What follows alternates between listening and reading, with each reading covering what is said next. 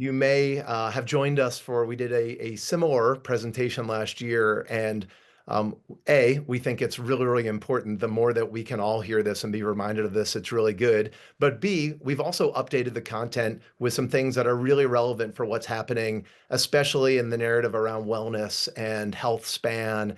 And as we get more and more information about GLP-1s and intermittent fasting and all these things that are probably terms that we have heard, but may not really know if they're applicable for us. And so we're really excited to talk about the importance of exercise. And I always like to start a conversation about this with one of my favorite quotes, which is from Dr. Robert Butler, who is actually the first director for the National Institute on Aging, that says, if exercise could be packaged in a pill, it would be the single most widely prescribed medicine in the world. And what I love so much about that is it really encapsulates the breadth of the value that exercise brings to us. It touches so many aspects of our life, of our quality of life, of our independence, of our health. And ultimately, I'm excited to pass this on to Dr. Starr to really give a deeper dive into the science behind this. And then Dr. Starr is going to share a lot of really, really wonderful educational information about this. And then I want to kind of take it back and hopefully give you some tips and tricks for how to incorporate this into your own life. What does it mean to get that dose of exercise? What does it mean to focus on maintaining our strength? It's a pretty scary concept, especially if we're not already doing it. And so would love to be able to share some ideas for what we see in ways that you can incorporate this and really change that narrative from talking about one day I'm going to do this to make today day one. We're always able to start with day one, and it's really, shifting that frame of mind. So with that, I'm going to turn it over to Dr. Starr, and she's going to walk you through the science around exercise as we age. Thank you so much, Eric, and it's such an honor to be here today to really be able to lay some foundation behind the importance of strength training. And as Eric was saying, if we think about exercise as a prescription, the question that we always get is, what is the best dose? When we think about medication, when we're prescribed that medication, we're told exactly how much we need to have. What is that dose? How often do we need to take it? And our goal today really is to dive into not only the science behind strength training, but also the reasons for the dose and intensity that we're going to be talking about today. So really excited to be talking about day one and how we can get started and how we can really be thinking about that. And as we think about day one, let's first talk about our physical activity guidelines. So what we have here is our physical activity guidelines specifically for our older adult population. And these are really focused on three different components. So the first one is thinking about strength training. It is recommended that we do strength training 2 times per week, focused on all of our major muscle groups. So we're going to dive into repetition and intensity level in a little bit, but we're going to just set this foundation of strength training at least twice a week. So that's our goal here from the physical activity guidelines. This is to help maintain muscle mass and function. So that's really the reason and rationale behind twice a day. Next, we move into aerobic exercise. So this is really thinking about our cardiovascular fitness and our cardiovascular health. This is to help maintain that cardiovascular endurance that we need to be able to keep mobility, to be able to reduce our chronic health conditions. As is strength training as well. Strength training is related to reducing chronic health conditions as well. But when we think about aerobic exercise specifically, what our recommendation is 150 minutes of moderate physical activity. What is moderate? Moderate is that ability to actually maintain, we can have a conversation, but we're having to take a little bit of break. We're able to talk, but but it's a little bit difficult. So if we're walking, we need to be walking at a pace where it's not just easy to have some basic conversation. We need to be breathing a little heavier. So that's really that moderate activity. Or we want to be doing 75 minutes of vigorous activity. That's where we are really not going to be able to have that conversation. We're going to be breathing pretty heavily. And that's how we actually identify that intensity level. Following that is our balance exercises. Why is balance exercises important? Balance is so important for reducing our risk for falls. And so that is why we have these 3 components specifically targeting our older adults. And again, we're going to dive into the recommendations, intensity, and durations for these things as well as we get into this presentation. So let's start out by thinking about what really happens as we age. So we all know as we get older, the things that we were able to do when we were younger become a little bit more difficult. And I always like to talk about and give the example of walking upstairs. Walking upstairs is kind of one of the first signs that, man, this is a little bit more challenging, or I feel like I need to actually hold on to the handrail. This is natural. It's natural for us to have to slow down a little bit with aging. And we'll talk about why that is. Where we get into trouble, though, is if we find that there's a little bit more of a challenge and we stop doing that activity because it's challenging. And that comes to that adage of use it or lose it. When we stop doing activities, what we're ultimately going to be doing is losing that muscle mass. We're going to be losing that functional ability. We're going to be losing that activity that we love to do. And so our goal today, again, is thinking about day one, how we can continue doing the things that we love for as long as we want to be doing them. And that is really our focal point for today. So let's take a pause here and kind of come back to basics of the science around aging and what happens to aging and why we actually start to see that decline in our functionality as we get older. So what we know is as we get older, we actually first, let me say, we actually peak. Our muscle mass actually peaks around the ages of 30 to 40, and we start to see that decline. We're going to see up to an 8% loss per decade after the age of 40. So it's not like all of a sudden when we hit 65, we just start seeing this loss. No, we're actually seeing that decline in our younger age. And so that's why when we start doing some of these things, these activities, we were like, oh man, why is this so difficult? Well, it's because we've been losing muscle mass for a period of time. What's even more important, though, is that that actually starts to accelerate to around 15% per decade after the age of 70. And I also want to put this caveat in here that we are going to see an even greater level of acceleration if we have chronic health conditions, because inflammation, which is one of the basic underlying causes of chronic health condition, leads to losing and loss of muscle mass. So what I want to show you here is on the right side, we have two images. This is an image or what we call a cross-sectional area of the thigh. So it's a really nice picture of both our hamstring, our quadricep. And what we have is a younger individual's cross-sectional area of the thigh and an older individual. In that younger individual, what we start to see is we see this thin layer of subcutaneous fat around that muscle. We need that fat. That fat's very important. But what we also see is when you look inside that muscle, there's very little marbling that's going on inside that muscle.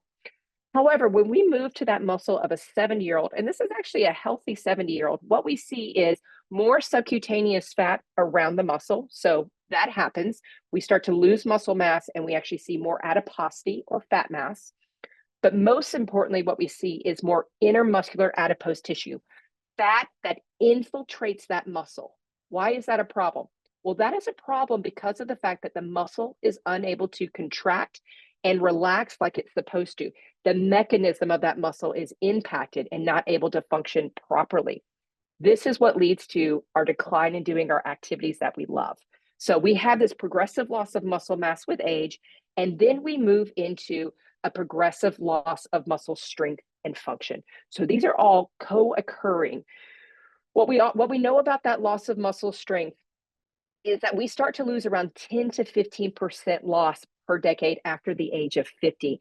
And similarly, we start to see that loss of our strength at about the age of 40 is when we start to see the peak and it starts to go down. Now, what we have here is we have an image that talks about muscle strength and then a threshold of low physical performance and a threshold of disability. And then we have a blue line and a purple line. So what the importance and the takeaway for this slide is that what we can do is when we actually start to do interventions, lifestyle interventions, nutrition and exercise, we can actually push that threshold of going into that threshold of low physical performance or that threshold of disability out longer. And that's the key thing. We want to maintain that muscle strength because ultimately that's going to allow us to maintain our functionality. So really important, we think about when we kind of pull all this together, what we're really talking about is a condition called sarcopenia. So this is the loss of muscle mass, loss of muscle strength, and ultimately leading to loss of function. So sarcopenia occurs, it's primary or secondary. Our primary sarcopenia is really focused on the age-related loss. It naturally occurs with aging. We see this. Secondary sarcopenia is the combination of a chronic health condition in addition to aging. And so that's where this becomes really impactful as we think about day one and how we can start really taking ownership of our own future and functionality. If we have a chronic health condition, that's okay. Guess what? We can actually start to reverse this. But I just want to make sure we fully understand that sarcopenia not only occurs with aging, it also occurs with our health conditions, and why it's so important that we do lifestyle interventions to help combat this. And that's really key. So, the good news here is that yes, this occurs with aging. Yes, this occurs with chronic health conditions, but there is something you can do about it. And that's where I get so excited when I'm able to do these presentations, because it's not just doom and gloom. We actually can do something about it. And there is a plethora of scientific information out there and education.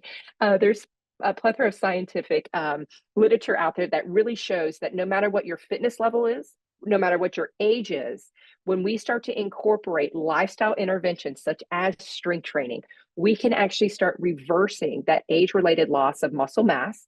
We can actually start building bone, which is so key and important as we start to think about our risk for fractures. And then we can restore that strength and ultimately our functional abilities, doing the things that we love to do for as long as we want to do them. So when I talk about combating sarcopenia, there's two key areas that we really want to talk about today. The first is going to be exercise, and the second is going to be nutrition. So as we think about exercise, we've already talked about the recommendations, our physical activity guidelines of both strength training, aerobic training, and balance. What I want to lean heavily into for this conversation is really focusing on strength training. And the reason for that is that strength training or resistance training is really what's going to help promote muscle protein synthesis. What's muscle protein synthesis?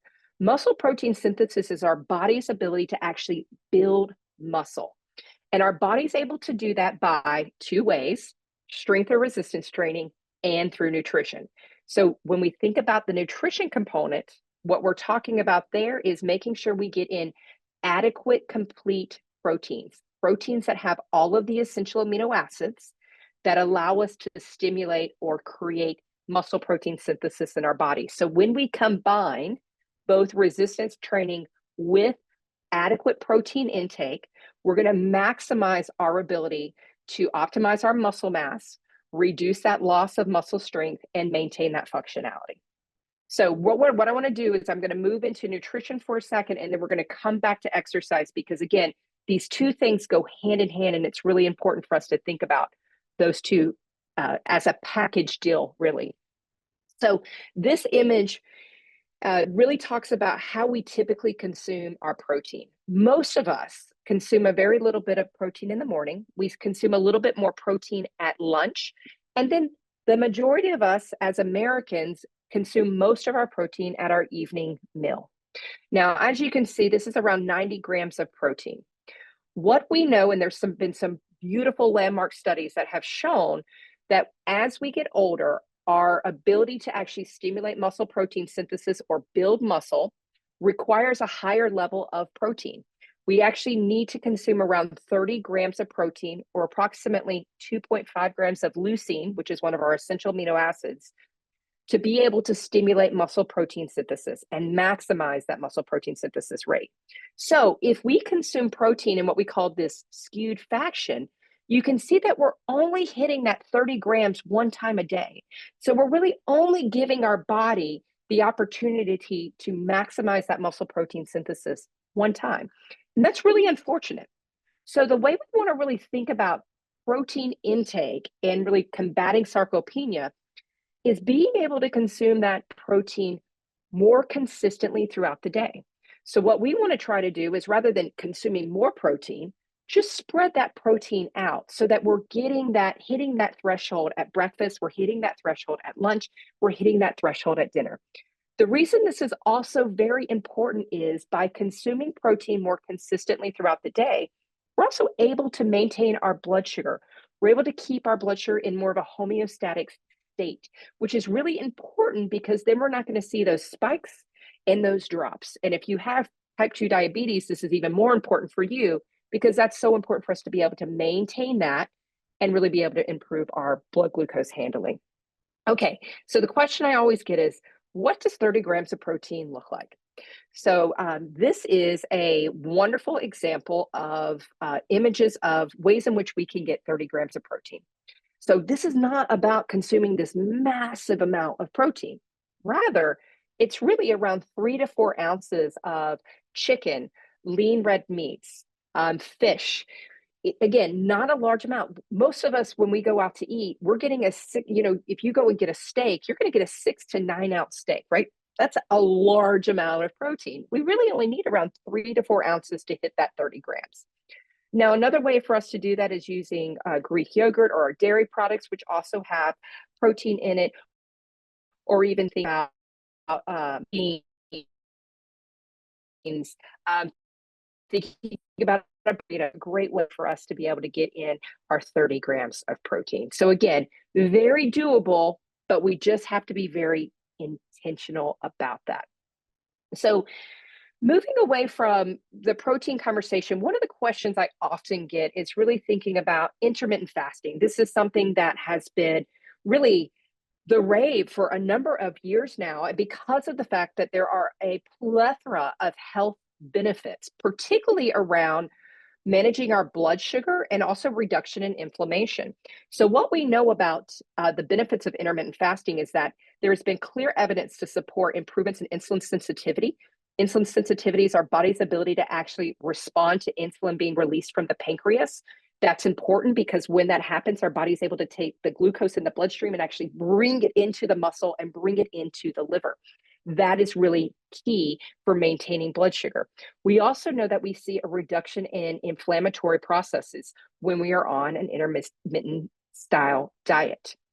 However, for older adults, what the evidence actually shows is that intermittent fasting can have a detrimental impact to muscle mass and ultimately function. Because again, as we think about loss of muscle mass is related to loss of muscle strength, is related to decline in physical function.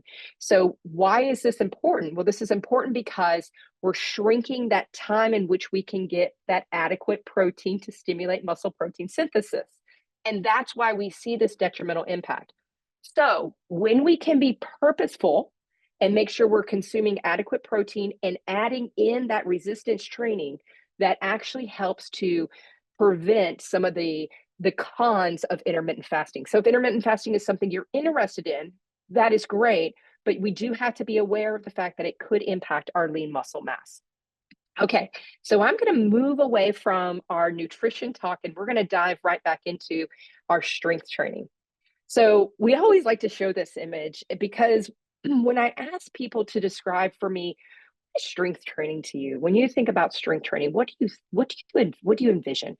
And the terms that I often get are have to be in a gym, have to lift heavy weight. I'm going to be really bulky. I'm going to be in pain.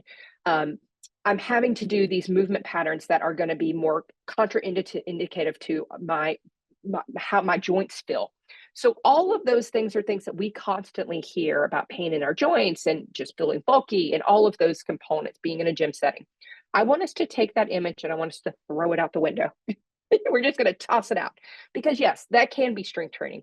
But what we are actually talking about is strength training that is focused on using resistance bands, dumbbells, and body weight. We're thinking about strength training that is utilizing patterns that we do on a daily basis. So being able to push ourselves up off the ground, being able to get ourselves up off of the couch or off of the toilet, being able to get down on the ground and standing back up. All of those things are so key for our day-to-day lives and being able to do the things that we love. And that is the image of strength training that I want us to take with us when we talk about strength training. So what is the science that supports the benefits of strength training, or the reason and rationale we should be doing strength training at least twice a week with all of our major muscle groups? Well, there's five components that I want to talk about today in regards to our benefits of strength training. And then we're going to actually hit on cognition, which I think is very exciting. So the first and foremost, um, uh, obviously the most common thing that we see in the evidence that supports strength training is that when we do strength training at least twice a week, what we see is enhanced strength and function. Not surprising. The study I have here is focused on women who were over 65 that had not actually participated in strength training before, started doing strength training twice a week for 12 weeks, and showed a 27% improvement in upper body strength and around a 22% improvement in lower extremity strength. That is a tremendous improvement, right? We're getting a fourth stronger than we were in as little as 12 weeks. The second study is looked at the impact of strength training on sleep duration and quality. And this is really key because as we think about sleep, what we're focused on a lot of times is just being able to stay asleep, really that duration.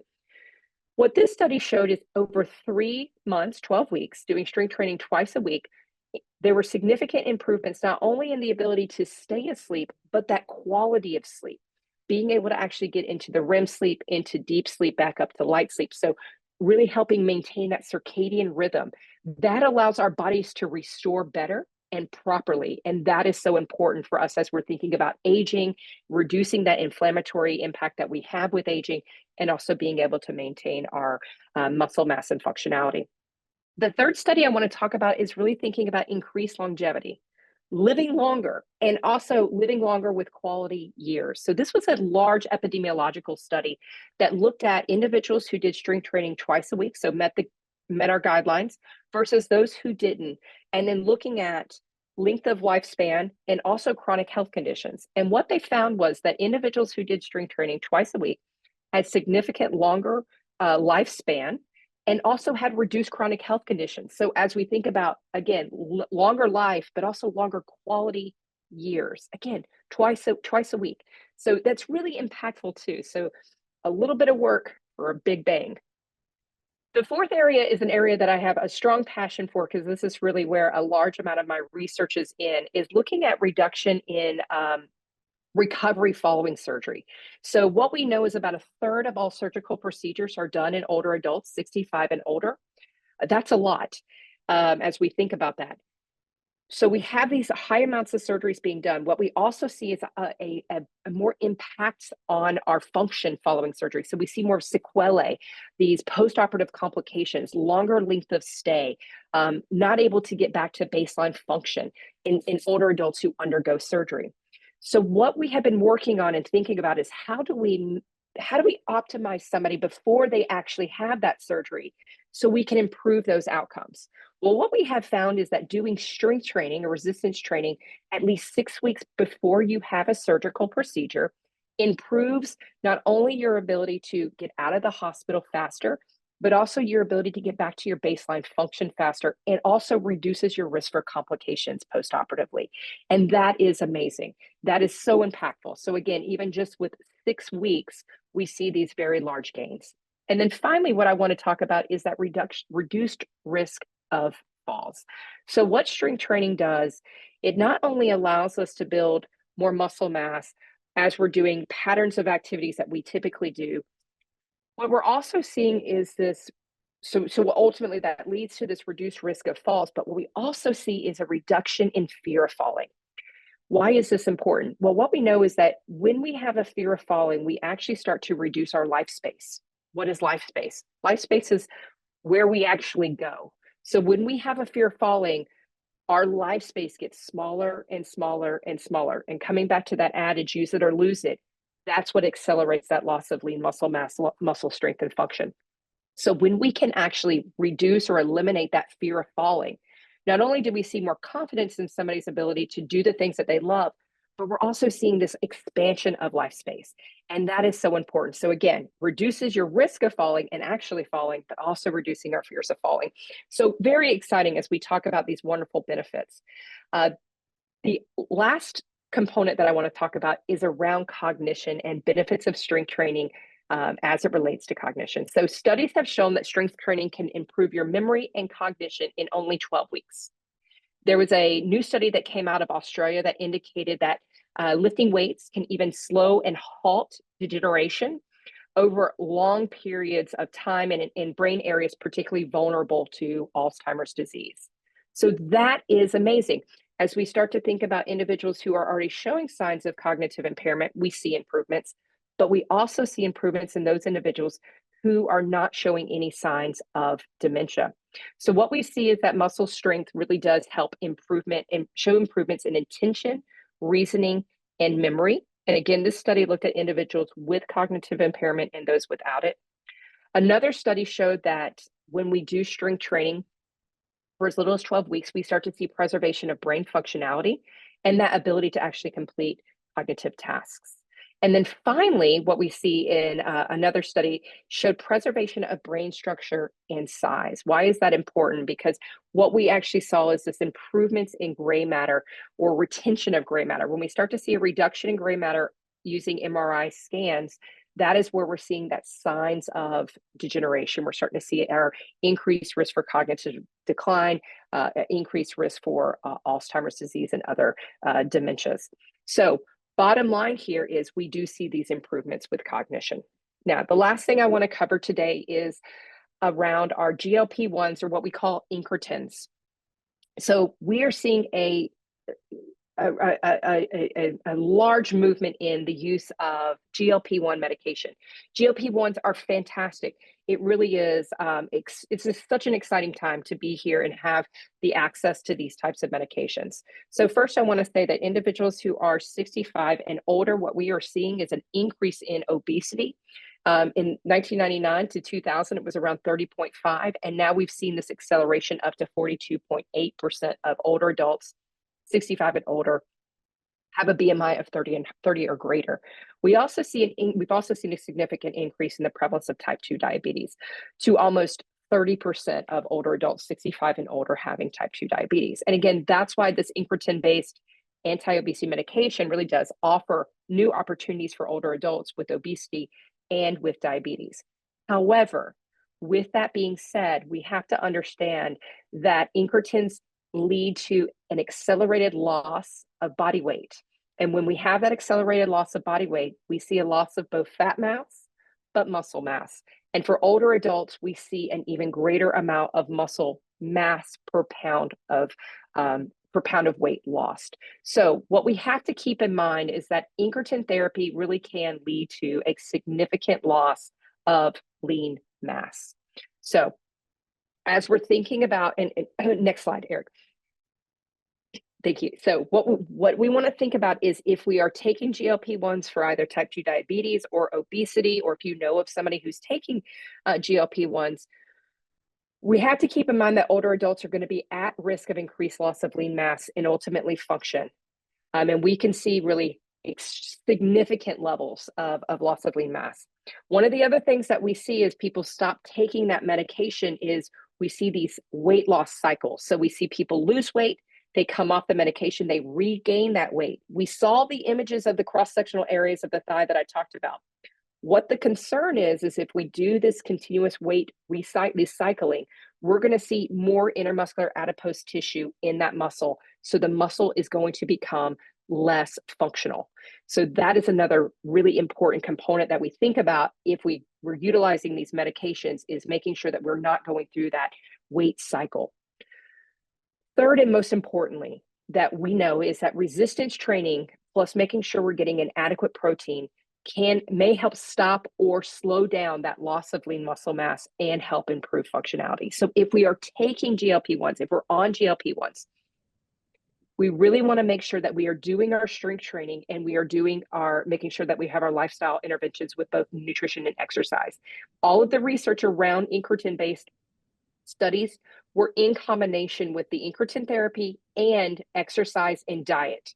So when we're only using the incretin therapy, we are at a greater risk for that loss of lean muscle mass and muscle strength. So I am going to hand this back over to Eric so he can really talk about some of the reasons of why we don't do our exercise, why we don't take advantage of all of these wonderful benefits, and ways in which we can start day one. Thank you so much, Dr. Starr. Every time I listen to you deliver this presentation, I feel so much smarter afterwards.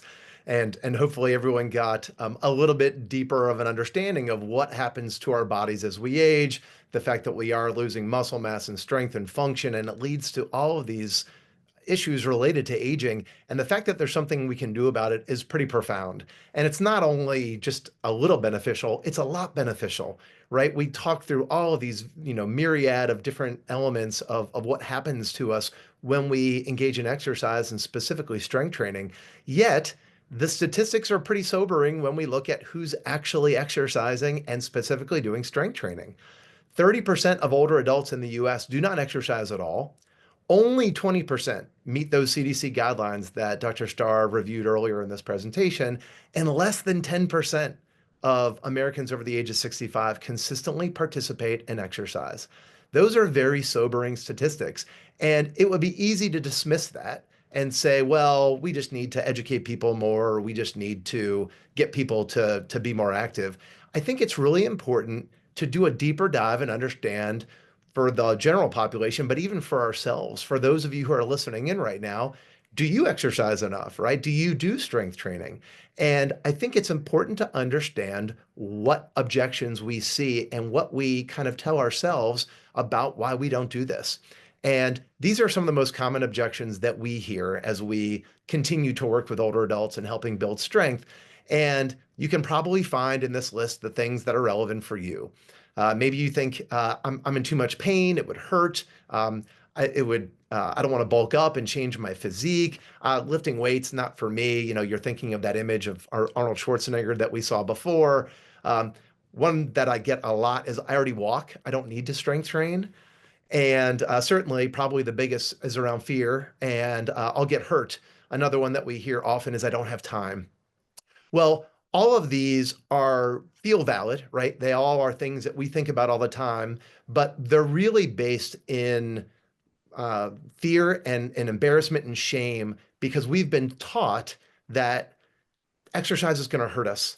And we need to be really, really careful about not being hurt. And we need to be, maybe we're a little bit embarrassed of not exercising in a while and not being able to do the things and feeling like we're in a competitive environment. And it's important to acknowledge that all of these things are misconceptions. The fact that we are afraid of getting hurt for exercising, it's actually counterintuitive. You're more likely to get hurt if you don't exercise. You're more likely to fall if you don't exercise. And so, as we really need to think about for our own personal reasons why we don't do these things today, it's really challenging ourselves to change that narrative. Again, the whole theme of today is change one day into day one. Really think about where do I fall under these objections? And maybe there's some misconceptions there. And what I want to talk about and kind of shift this conversation is how to incorporate this into your own life and do it in a way that you feel safe, that you feel protected, that you're working in a trusted environment, that you can actually get to the outcomes to experience all those benefits. And there's really four main areas that I want to talk about. The first, if we're building a house and we're really thinking about that foundation, that floor, it is consistency. More important than anything else. If you exercise occasionally, seldomly, randomly, you will not see all those wonderful benefits that Dr. Starr talked about. This needs to be done on a consistent basis. From a strength perspective, what does that mean? We're really remember those CDC guidelines. We want to do this at least twice a week. In an optimal situation, you're doing it 2 to 3 times per week. And we want to do this every week. This is not a great message to deliver, but it is the truth. We cannot engage in an exercise program for 8 or 12 weeks and check a box and be done. This is something you need to build into the DNA of what you do on a consistent basis every week. This is something that we need to continue to do. And so consistency is really that floor. That's where you start to see these wonderful improvements in your quality of life, in your health, in your independence, and your function. Just above consistency, again, not necessarily the best message in the world to deliver, but it's important for us all to know it. It's got to be a little bit challenging. There has to be a level of intensity there that's actually breaking down that muscle tissue that sends signals to the brain to go repair that whole process of muscle protein synthesis that Dr. Starr talked about. It's got to be a little bit challenging to initiate that process. Well, what does that mean? It's going to be a little bit different for everyone, of course, depending on what your chronic conditions are, what fitness level or functional level you're coming in at. But a general rule of thumb is if you're doing about 8 to 12 repetitions of an exercise, those last couple of repetitions should be challenging. You should be maybe grunting a little bit, or maybe you start to sweat a little bit. If you are just doing an exercise, you're maybe doing an arm curl with a 1 pound weight and you can crank out 100 repetitions and you're smiling the whole time and not sweating, you're probably not doing enough. So making sure there is an adequate level of intensity, but here's where there's a little bit of the complexity of exercise. You don't want to do it so it's so hard that you do get hurt, right? There's this very fine balance between engaging in something and not making it really easy, or engaging in something and making it really difficult. This is where you really want to make sure that you're feeling the support and working with, whether it's professional, whether you already know what you're doing. You want to thread that needle of it needs to be a little bit challenging. You don't want it to be really challenging so you hurt yourself, but you don't want it to be really easy so you don't see the benefits. Right above that intensity, that level of challenge, we want to bring in variety. The human body is really wonderful at adapting. And goes along with this concept of challenge that we want to mix it up. We want to continue to challenge the body. We want to continue to confuse it and create that level of intensity. And variation is a wonderful way to do that. What does that mean? Do different types of activities, whether if you're doing, aerobic conditioning, thinking about walking or swimming or cycling. If you are doing strength training, do different modes where sometimes maybe you're doing fewer sets or different body parts or different number of repetitions or different amounts of rest. Thinking of ways to change how you do that. And last but not least, and Dr. Starr talked about this, I won't belabor the point, but really striving to get that 30 grams of protein threshold at every meal. That really provides the building block for building strength. If you do this, this is what we see. There's a ton of scientific literature out there for what we do in this program called Vivo that we've created. We see very much the same thing. In just 2 months of participating in strength training classes a week, you will see really significant improvements in your strength, in your endurance, in your agility. We're seeing roughly about a 25% increase in strength and endurance after 2 months of twice per week strength training. Imagine being 25% stronger than you are right now, 2 months from now, and what that would feel like. It's a really, really profound intervention, and there's a ton of science. It turns out if you strength train consistently, you will get stronger. That is just how the human body works. So as we think about bringing this into our own routines, how do we do that? What are those core principles that allow us to start to do this? Well, we have to think about safety first and foremost. We talked about threading that needle of challenge, right? If it's too hard, if our form isn't good, if we don't take care of maybe a chronic condition or some acute pain that we're in, you do run the risk of getting hurt. So we have to think about safety as the first and foremost, above all else. Safety is really, really important. How do you incorporate exercise safely? Well, for some of us, maybe it's starting slow, right? Getting comfortable with movements. For others, maybe we've never really exercised before and specifically done strength training. Consult with a professional. There are wonderful certified personal trainers or exercise physiologists or physical therapists who can help you get started with how to safely engage. And often it's really, really important to have someone who's watching you while you're doing this. They can give you that feedback on your form. They can make sure that you're doing things properly, because the worst thing you could do is do something with really poor form, hurt yourself, and then have a significant setback. In addition to safety, it has to be fun. If it's not fun, you're not going to do it. We already talked about how important consistency is. If you hate doing this, if you dread, exercising every single time you do it, there's no way you're going to be consistent about doing it. So really looking for ways to make exercise fun. How do we make exercise fun? Again, it's going to probably be a little bit different for everybody, but some ideas of what we see. Some people like to listen to music. Some people like to be outside. Maybe you can watch Netflix or Apple while you're exercising. Maybe you engage with family members or friends. There's lots of ways to make exercise fun. Find what works for you, because at the end of the day, you will inevitably run into a time where you do not enjoy what you're doing. And if it's not fun, you're probably going to stop. So really make sure that this is fun for you. We already talked about variety, kind of mixing it up. It also helps keep it fun and fresh. And at the end of the day, accountability is such a critical element of this because again, that consistency is that really that foundation behind all of this. So staying accountable is a really, really important part of this.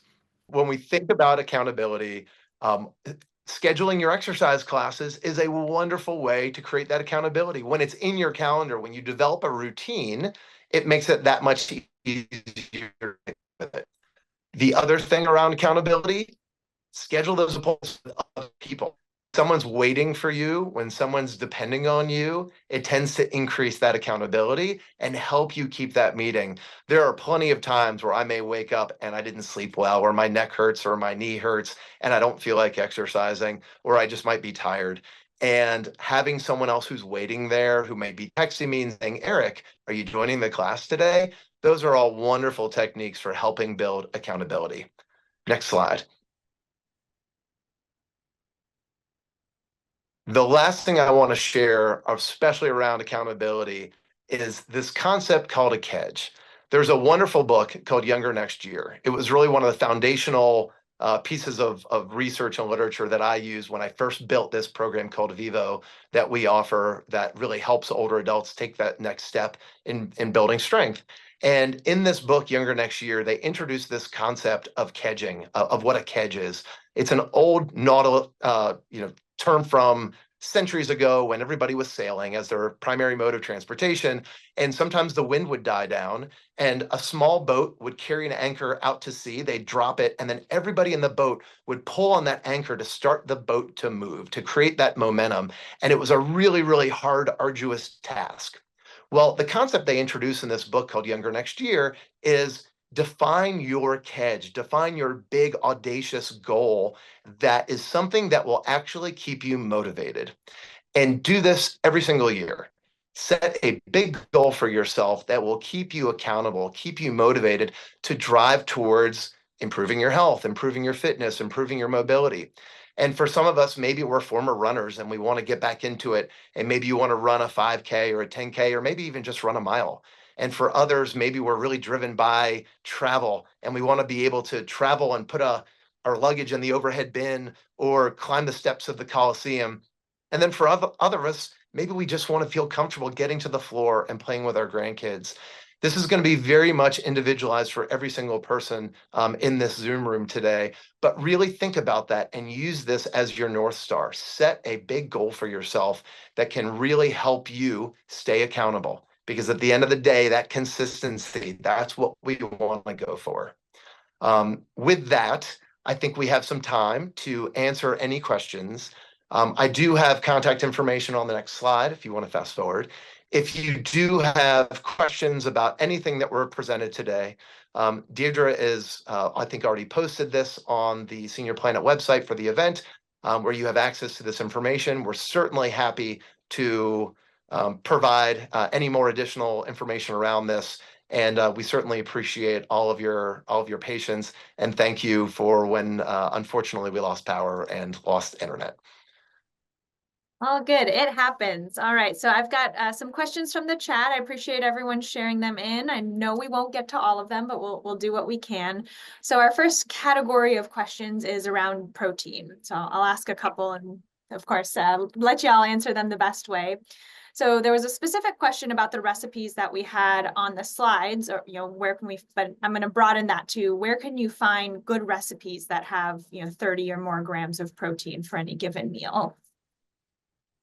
Yeah, it's a great question. So our dietary guidelines for Americans is a great resource for us to actually look at recipes to make sure we're getting an adequate protein. So that's where I would start. Now, the internet has a plethora of recipes out there that have 30 grams of protein. This is something that because the research has really laid that foundation, food industry and marketing has done a great job at showing, hey, this food has 30 grams of protein in it. So again, just a little bit of a search online to meet your needs or what you're interested in, you can absolutely find that. But again, I would always go back to the dietary guidelines are just a great resource for us to start with, and then we can venture out. And what about protein supplements? Are those advisable? Yeah. A good So to yeah, that's a great question. Absolutely. So, again, there are a number of products out there on the market that already have 30 grams of protein in them. So you can look at Ensure Max. Nestle has also a product that has 30 grams of protein in it that you can just drink. What the basis is whey protein. Whey protein is the most highly digestible protein that we can actually consume. And when I say that, what I mean is we actually get all of the essential amino acids. We're able to absorb all of the essential amino acids at a much higher rate. So whey protein is really the leader in being able to do that. So even being able to find some whey protein supplementation to make your own smoothie, add it to your oatmeal.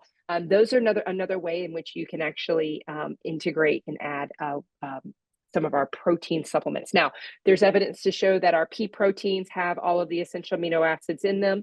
What we find is when we have plant-based proteins, we have to consume a little bit more to get the same effect of our muscle protein synthesis, but it absolutely can be done, and you don't have to rely solely on animal-based proteins. Wonderful. All right, next question here. What about someone with osteoporosis, or maybe just kind of more generally other medical conditions? Should they approach this any differently?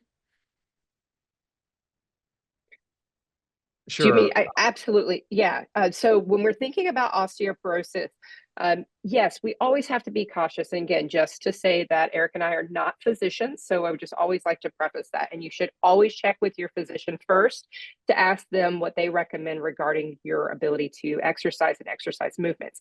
But what we really want to focus on, osteoporosis, doing strength training is extremely important. And it's very beneficial for individuals who have osteoporosis so that we can actually build bone and really start to slow down that degenerative process of loss of bone mineral density. With that being said, there's specific movements that we want to watch out for, certain flexion movements, certain rotational movements in which we can actually increase our risk for fractures. So again, this is where we always want to check in with our doctor, our physical therapist, our experts in the field that are caring for you specifically, and ask them. But we have when we are providing exercises, we're always thinking about these health conditions as well to make sure that we can reduce any risk of somebody having a contraindication or be impacted by that. And I would even broaden that slightly to say, so obviously weight-bearing exercises are a really critical element of building bone density. Beyond that, there are lots of benefits for numerous chronic conditions, whether it's type 2 diabetes or cardiovascular disease, and on and on. But to Dr. Starr's point, everyone's situation is going to be slightly unique, and someone with type 2 diabetes may have also neuropathy, and that may cause some potential issues with exercise. And so really making sure that you are addressing those very specific needs and your situation. But broadly, absolutely, someone with osteoporosis should be doing strength training. It's a really critical part of that management. Wonderful. All right. And then a couple of questions about some more specific exercises. And you just touched on this a bit, Eric, but questions about walking or speed walking with weights, pumping their arms with lower weights. Is that helpful? And then two other exercise specific questions. What about classes like Tai Chi or yoga? Would those increase muscle mass? So multiple questions. From a walking perspective, walking generally is not a strength building activity. Walking is an excellent activity that all of us, everybody listening, should do as much as humanly possible. It is good in so many different dimensions. Generally, unless you're being intentional, walking does not build strength.